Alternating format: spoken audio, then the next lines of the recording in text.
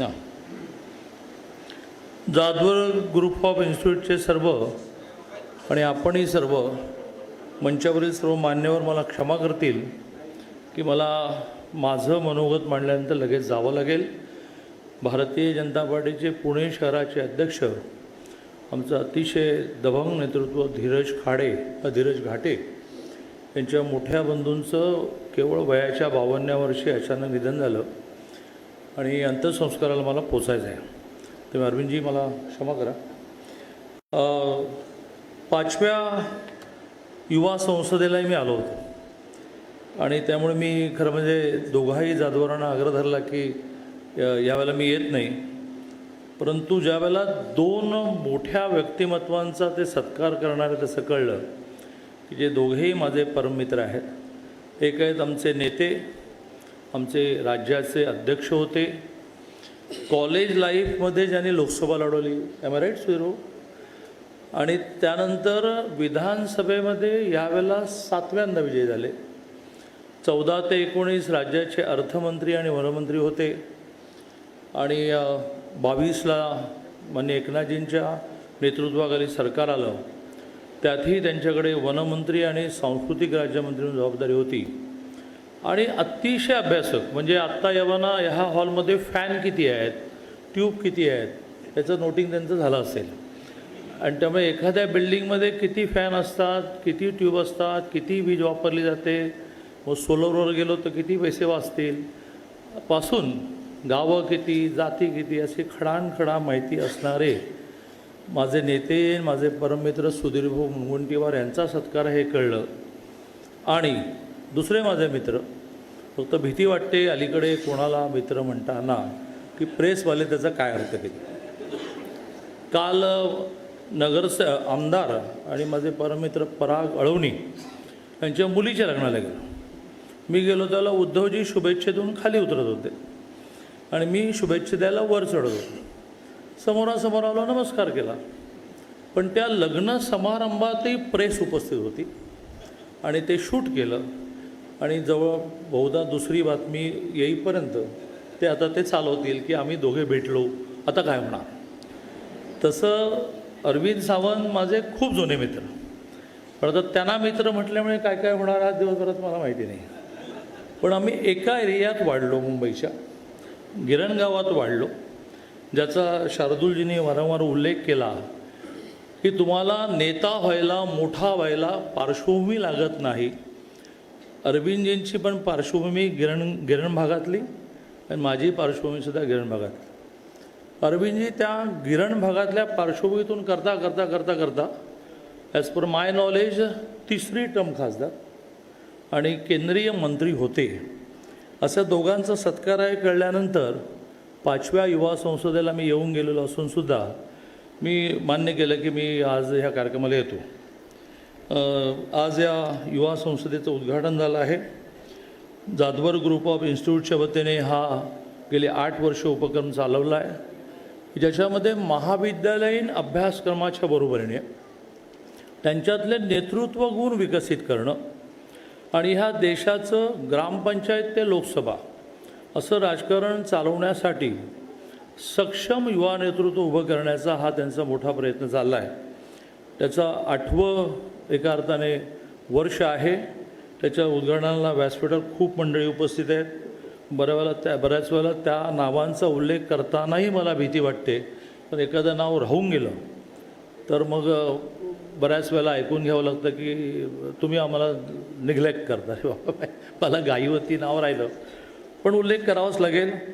प्रामुख्याने व्यासपीठावर उपस्थित आहेत माननीय सुधीरभाऊ मुनगंटीवार, माननीय अरविंदजी सावंत, आत्ताच विधानसभेवर निवडून गेले आणि ज्यांचे वडील विधान परिषदेचे अतिशय उत्तम आदर्श सभापती होते अशा शिवाजीराव देशमुखांचे चिरंजीव आमदार सत्यजित भाऊ देशमुख, नव्याने विधान परिषदेत निवडून गेलेले आणि अतिशय चांगला सामाजिक अभ्यास असणारे आमदार अमितजी घोरके, व्यासपीठावर ज्यांचे सन्मान होणार आहेत असे ॲडव्होकेट मंगेशजी ससाने, श्री सचिनजी शेलार, श्री विठ्ठलजी काटे, प्रामुख्याने ज्यांच्या नेतृत्वाखाली हा कार्यक्रम होतो आहे असे शार्दूलजी जाधवर आणि ज्यांनी हे विश्व उभं केलं, म्हणजे मी माझ्या डोळ्याने पाहिलं आहे, कारण मी विद्यार्थी परिषदेत ऑल इंडिया जनरल सेक्रेटरी होतो. 82पासून माझा शिक्षण क्षेत्राचा संबंध आहे. पण एका विद्यापीठाचे, पुणे विद्यापीठाचे डीन म्हणून काम करताना एक एक करून संस्था एवढी मोठी उभी केली, असे प्राचार्य डॉक्टर सुधाकरराव जाधवर, व्यासपीठावर उपस्थित सर्व मान्यवर आणि कार्यक्रमाला उपस्थित मोठ्या संख्येने प्राध्यापक, विद्यार्थी बंधू आणि भगिनींनो, बाकी तर 2 दिवसामध्ये खूप विषयावर मांडणी होणार आहे. परंतु ग्रामसभा ते लोकसभा असा जो आज पहिला विषय आहे, त्या बाबतीत माझं काम खूप सोपं केलं आहे शार्दूलजीने. त्यांनी खूप पार्श्वभूमी मांडली. आपल्या देशामध्ये प्रामुख्याने राजा राज्य चालवणार, प्रजेकडून टॅक्सेस, त्याला टॅक्स शब्द नव्हता, कर गोळा करणार आणि त्या करातून गोळा झालेल्या पैशाच्या आधारे प्रजेचं संरक्षण करणार, प्रजेचा विकास करणार, अशी एक मोठी परंपरा चालत आली. मग त्याच्यामध्ये संपूर्ण म्हणून एक देश असणं असं होतं का, तर आपापली राज्य सगळेजण उत्तम चालवायचं. परंतु 15 ऑगस्ट 1947 साली देशाला स्वातंत्र्य मिळालं. 26 नोव्हेंबर 1949 साली परमपूज्य बोधिसत्व भारतरत्न डॉक्टर बाबासाहेब आंबेडकरांच्या अध्यक्षतेखाली घटना समिती जी झाली होती, त्यांनी घटना लोकसभेला सादर केली. ती तारीख आहे 26 नोव्हेंबर 1949. म्हणून आपण त्याला संविधान दिन म्हणून साजरा करायला सुरुवात केली. आणि 26 जानेवारी जी काल परवा झाली 1950 साली आपण आपल्या देशाच्या कायद्यांच्या आधारे आपला देश चालवायला सुरुवात केली. त्याच्यामध्ये आपण राजा, त्याच्या पोटी आलेला राजकुमार ही पद्धत बंद केली आणि लोकांनी निवडून दिलेला माणूस राजा होणार. म्हणून गमतीने असं म्हटलं जातं की पूर्वी राणीच्या पोटातून राजकुमार जन्माला यायचा, आता मतपेटीतून जन्माला येतो. बाबासाहेबांचे ऋण आपल्यावर किती आहेत की सगळ्या जगभरातल्या घटनांचा, संविधानाचा, कॉन्स्टिट्यूशनचा अभ्यास करून त्यांनी अशी एक घटना तयार केली की ज्या घटनेमध्ये सर्वांना समान अधिकार, फ्रॉम द फर्स्ट डे महिलांना मताचा अधिकार जगामध्ये पहिल्यांदा भारताने मिळवला. त्याच्या आधी जगातल्या वेगवेगळ्या देशामध्ये लोकशाही ज्यावेळेला रुजली त्यावेळेला निवडणुकांमध्ये महिलांना मताचा अधिकार नव्हता, तो त्यांना भांडून मिळवावा लागला. पण आपल्या कॉन्स्टिट्यूशनप्रमाणे, बाबासाहेबांनी लिहिलेल्या घटनेप्रमाणे 51 साली पहिली लोकसभा निवडणूक झाली, तिथून महिलांना पुरुषांच्या बरोबरीने मताचा अधिकार. पुरुषांना 5 मतं, महिलांना पाव मत असं नाही, पुरुषांना 1 मत, महिलांना 1 मत, असं समानतेचं मोठं बीज त्यांनी रोवलं. ते गरीब श्रीमंत भेद नाही. झोपडपट्टीत राहणाऱ्याला 1 मत, बिर्लाला पण 1 मत, बिर्लाला 5 लाख मतं, त्यामुळे तो ट्रक भरून मतं घेऊन मतदानाला जातो, नो, 1 मत. आणि त्या झोपडपट्टीत राहणाऱ्या माणसाला 1 मत.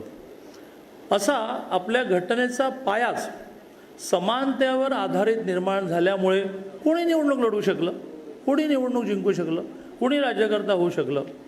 आणि त्यामुळे जे जे राजकारणात आहेत, विशेषतः सामान्य पार्श्वभूमीचे, त्यांनी बाबासाहेबांना रोज नमस्कार करूनच कामाला सुरुवात केली पाहिजे. कारण त्यांनी हे समानतेचं तत्त्व मांडल्यामुळे अरविंदजी आणि मी आणि सुधीर भाऊंचं पण वडील ग्रामपंचायत सदस्य नाहीत, सरपंच नाहीत, अरविंदजींचे नाहीत, माझे नाहीत, माझे वडील आणि आई पूर्ण निरक्षर, म्हणजे ग्रामपंचायत सदस्य पण नाहीत आणि साक्षर पण नाहीत.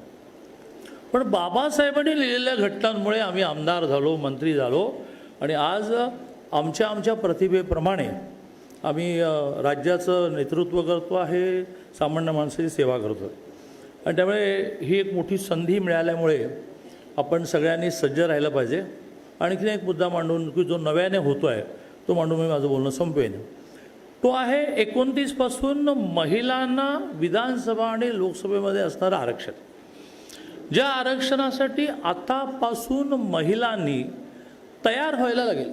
एव्हा राईट सुधीर भाऊ, 29ला अंमलबजावणी होण्यामध्ये कुठेही आपण ती घोषणाच झालेली आहे. आणि म्हणून मग त्याची तयारी नाही झाली तर महाराष्ट्रामध्ये आणि देशभरामध्ये स्थानीय स्वराज्य संस्थांमध्ये जे महिलांना पार्टिसिपेशन मिळालं, आणि अपवाद सोडा पण मेजॉरिटी महिला नवऱ्याच्या माध्यमातूनच कारभार चालवत आहेत, कारण त्यांना काही माहितीच नाही, काही प्रशिक्षण नाही, आणि त्या ग्रामपंचायत सदस्य झाल्या, सरपंच झाल्या, पंचायत समिती सदस्य झाल्या, पंचायत समिती सभापती झाल्या, जिल्हा परिषदेच्या एखाद्या खात्याच्या सभापती झाल्या आणि त्यांना प्रशिक्षण मात्र पुरेसं मिळालं नाही. 5 वर्ष आहेत, 4.5 वर्ष आहेत. या सगळ्या कालावधीमध्ये महिलांनी हे सगळं प्रशिक्षण घेण्याची आवश्यकता आहे. म्हणून मग अशा प्रकारच्या युवा संसदेची आवश्यकता वाटते. मी चॅलेंज देतो, या सभागृहात बसलेल्या एकानेही डॉक्टर बाबासाहेब आंबेडकरांच्या नेतृत्वाखाली निर्माण झालेली घटना वाचलीच नाही. वाचली असेल तर हात वर करा. माझ्याकडे 100 कॅडबरी घेऊन मी दिवसभर फिरतो, संध्याकाळी त्यातले 2च उरतात. तर असं जो कोणी विशेष हात वर करतो त्याला मी कॅडबरी देतो. नाही हात वर येणार, माझी कॅडबरी वाचेल आणि आम्ही निघालो राजकारणात जायला. घटना म्हणजे काय? घटना म्हणजे काय झाल्यास काय करावे, इतकं सोपं. फार कठीण करून ठेवलं आपला देश.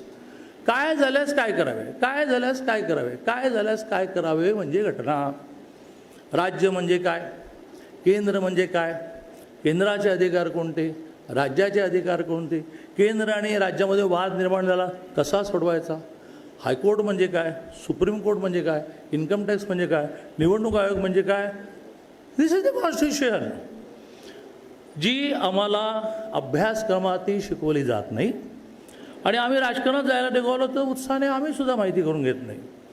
आगामी सगळ्या काळामध्ये आणि मग कोणीतरी म्हणतं की हे घटना बदलायला निघाले, तर घटना बदलता येत नाही बाबा. घटनेमध्ये दुरुस्ती करता येते. मग हेही माहीत नाही की 51 पासून आतापर्यंत 106 वेळा दुरुस्ती झालेली आहे. त्यातली 80 वेळा, म्हणजे हे राजकीय व्यासपीठ नाही आहे, अरविंदराव असल्यामुळे मला सांभाळून बोलायला लागेल आणि माझ्यानंतर ते बोलणार आहेत. तर 106 वेळा घटनेत दुरुस्ती झालेल्या, त्यातल्या 80 वेळा तर काँग्रेसनेच घटना दुरुस्ती केली. 14 वेळा अटलजीने केली, 8 वेळा मोदीजीने केली. मग त्या कुठल्या कुठल्या दुरुस्त्या सांगायला गेलो तर फारच पॉलिटिकल भाषण होईल.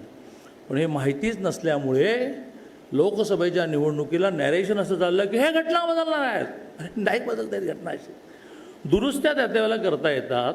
उदाहरणार्थ आपल्या कॉन्स्टिट्यूशनमध्ये महिलांना लोकसभा विधानसभेमध्ये आरक्षण नव्हतं, मोदीजीने दुरुस्ती केली आणि आरक्षण दिलं. दुरुस्ती करूया का मागे घेऊया, नको आहे महिलांना का विधानसभेत लोकसभेत जायला. पुन्हा एखाद्या दुरुस्ती सांगायचं तर मोदीजींनी 10% आर्थिक मागासांना आरक्षण आणलं. EWS हवंय की नको हवंय ते नव्हतं, त्याची दुरुस्ती केली. सगळ्यांना 10% आरक्षण मिळालं, दुरुस्ती केली. महिलांना विधानसभेने लोकसभेत आरक्षण मिळालं. दिस इज कॉल्ड करेक्शन, दुरुस्ती, बदलणं नाही आहे. लोकसभेमध्ये त्यावर निवडणूक जिंकली गेली आणि मोठ्या प्रमाणावर भल्या तज्ज्ञाने सुद्धा ते मान्य केले की बदलणार आहे. बदलणार आहे ह्यानाच बदला.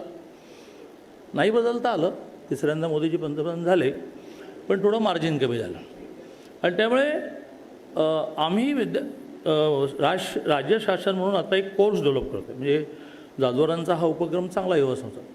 पण आम्ही 2 वर्षाचा येत्या 1 आठवड्याभरामध्ये कोर्स घोषित करतो आणि तो जूनपासून चालू होईल.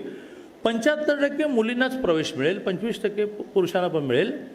की ज्याच्यामध्ये ग्रामपंचायत म्हणजे काय, 9 जण का निवडतात, मग काही ठिकाणी 17 का निवडतात, डायरेक्ट निवडणुकीने सरपंच कसा होतो, इनडायरेक्ट निवडणुकीने उपसरपंच कसा निवडला होतो, यांना पैसे कोण देतं, गावामध्ये काय ती घरपट्टी त्याच्यात चालतं का दिल्लीहून त्यांना पैसे येतात. मग पूर्वी ते इनडायरेक्ट यायचे, झेडपीला यायचे, स्टेटला यायचे, झेडपीला यायचे, पंचायत समितीला यायचे, ग्रामपंचायतीला यायचे. आता ते डायरेक्ट ग्रामपंचायतीच्या अकाउंटला येतात. या सगळ्या ग्रामपंचायत, पंचायत समिती म्हणजे काय, 5 गावं 7 गावं कशी निवडतात. झेडपी म्हणजे काय, एका झेडपीत 2 पंचायत समिती का. मग विधानसभा, मग त्याच्यामधलं रिझर्वेशन, लोकसभा, खाती, मंत्रिमंडळ, या सगळ्याचा 4 वर्षात अभ्यास करून निवडणुकीला समोर या. तर IAS अधिकारी तुम्हाला चालवणार नाही. अदरवाईज IAS अधिकारी ते काही वाईट आहे तसं मला म्हणायचं नाही, पण ते जजमेंट घेतात. आमदाराचा, खासदाराचा आणि मंत्र्याचं जजमेंट घेतात. व सुधीर भाऊंसारखा अभ्यासू माणूस त्यांच्यावर स्वार होतो आणि एखादा आमचा जो मंत्री असतो की ज्याला हे काहीच माहीत नाही त्याच्यावर IAS स्वार होतो. आणि म्हणून आपल्या सगळ्यांना या युवा संसदेचा खूप उपयोग होईल आणि आपण तो उपयोग करून घ्यावा असं आवाहन करतो.